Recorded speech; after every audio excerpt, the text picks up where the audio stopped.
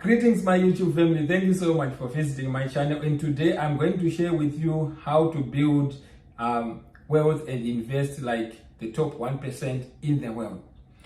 Over the past couple of years, I've been researching and trying to have an idea of how these high net worth individuals invest. Essentially, high net worth individuals are those people with net worth of over $1 million US in net assets. So I noticed that they have a specific way that they do things. For example, they have a very diversified portfolio, right?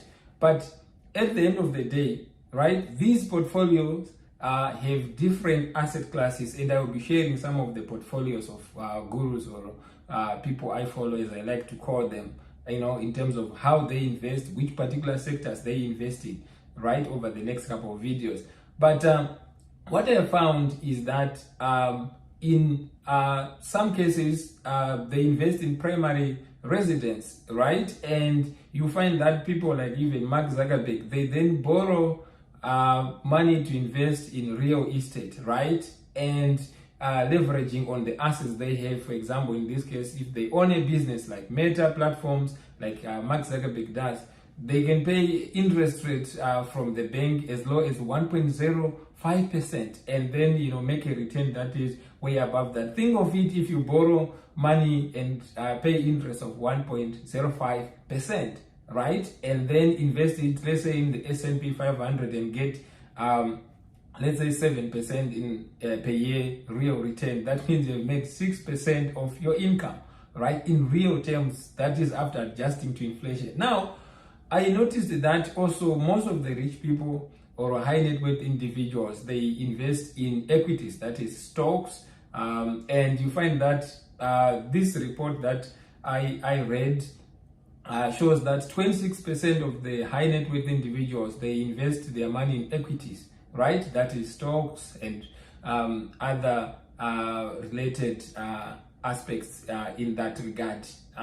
And the key thing is they appreciate in value, right? If you invest in the stock market over time, the stock market has consistently beaten people who hold cash, right? And not to say you can't hold cash, and this is not investment advice, by the way, but it's a percentage that of their money or their wealth that is growing, and that's the key, right? Over time, it keeps on growing.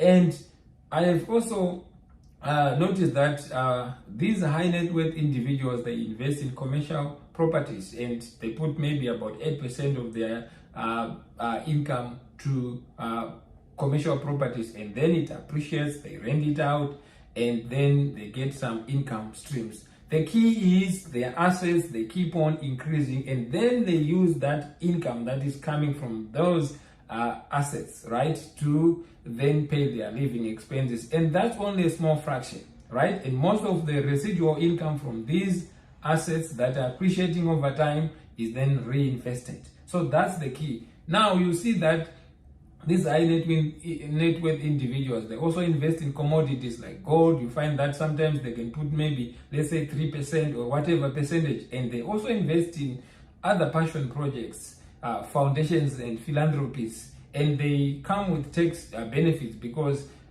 sometimes the government can give them preferential tax benefits to say you are doing things that the government would otherwise be doing. So you are contributing to the overall economy, right, and also making an impact.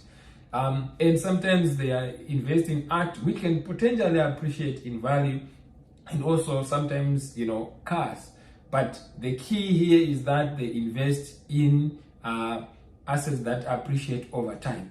And I came across a report that also shows that about 53.5% of the equities, like in the stock market in the US, is from the high net worth individuals. But what was also even staggering in this report is that out of the debt in the United States, about 75%, that is 3/4 of the debt in 2023, was in people who are low income and not high net worth individuals. What this means is that people in those categories, they are borrowing, be it credit card or education loans like student loans, but at the end of the day, the challenge is that in some cases, and in most cases actually, people pay interest, and that can potentially derail people from building wealth.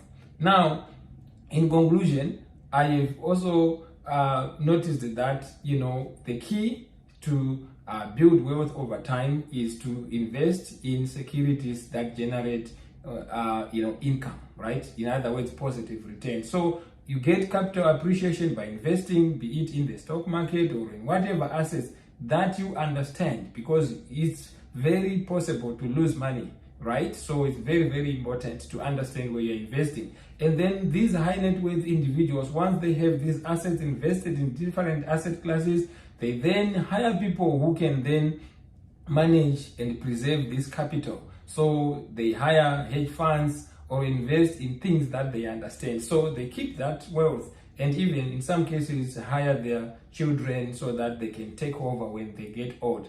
And the key now is that income consistently comes, from these various income streams, and it's well diversified such that if one sector is not doing well, right, the other sector can then generate income that can sustain these folks. So I just wanted to share this with you and thought maybe this might be helpful. So the way that I look at it is that I have to also participate in this game, be it investing in the stock market and also investing in bonds, because generally equities and bonds, they sometimes move in different directions. So what that means is if the stock market drops and if you have a portfolio of your money that is in bonds, it means the bonds can sort of cushion you in that it can appreciate. So if you are then withdrawing money, then the portfolio is not overdrawn. So it's very, very important to consult a financial advisor, because this stuff is very real. Sometimes people lose money. So